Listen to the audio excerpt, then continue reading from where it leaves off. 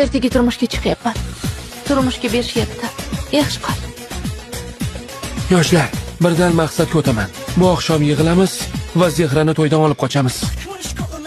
Zehraga men uylanaman. Nima? Nima? Olga Barchin va Zehra Guven. Tayyor bo'lsangiz kirishingiz mumkin.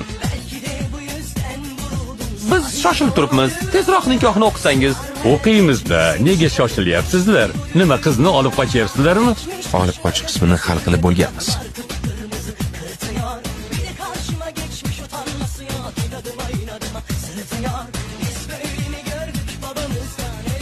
Menga berilgan vakolatdan kelib chiqib, sizlarni er-xotin deb e'lon qilaman. Kelinni o'pishingiz mumkin. Endi er-xotinsiz.